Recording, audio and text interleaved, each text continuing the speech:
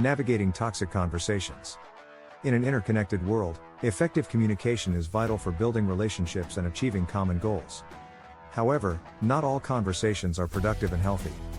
Toxic conversations can damage relationships, hinder collaboration, and create a negative atmosphere.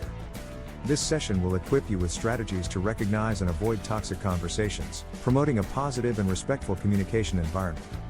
Recognizing toxic conversations. Before you can avoid toxic conversations, it's crucial to identify their signs. Toxic conversations often involve negativity, blame, manipulation, personal attacks, or excessive emotional escalation. If you feel drained, upset, or disrespected after a conversation, it's likely you've encountered toxicity. Stay calm and self-aware. Maintaining your own emotional equilibrium is essential. If you notice a conversation turning toxic, take a deep breath and remain calm. Being self-aware of your own emotional responses can help you avoid reacting impulsively or emotionally, which might exacerbate the situation. Choose your battles wisely.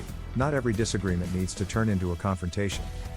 Evaluate the importance of the topic and the potential impact of the conversation. Sometimes, it's better to let minor differences go rather than engage in a toxic back and forth that serves no productive purpose. Practice empathy. Empathy involves understanding and appreciating the perspectives and feelings of others. Before responding, put yourself in the other person's shoes.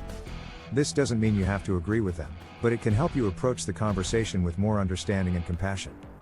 Focus on solutions, not blame. Shift the conversation's focus from assigning blame to finding solutions. Instead of dwelling on what went wrong, direct the conversation towards how to rectify the situation or prevent it from happening again. This approach encourages a forward-looking and positive atmosphere. Set boundaries. If a conversation starts to turn toxic, assert your boundaries firmly but respectfully. Let the other person know that you're committed to having a productive conversation but won't engage in personal attacks, shouting, or manipulation. Setting boundaries establishes a framework for healthy communication. Redirect the conversation. When a conversation starts to take a toxic turn, try steering it in a more positive direction. Gently introduce a related but neutral topic, ask about the other person's interests, or provide positive feedback on something unrelated. This redirection can diffuse tension and lead to a more constructive exchange. Know when to end the conversation. Sometimes, the best way to avoid toxicity is to end the conversation altogether. If a discussion becomes too heated or unproductive, politely suggest continuing it later when emotions have cooled down. This prevents the conversation from escalating into something more damaging.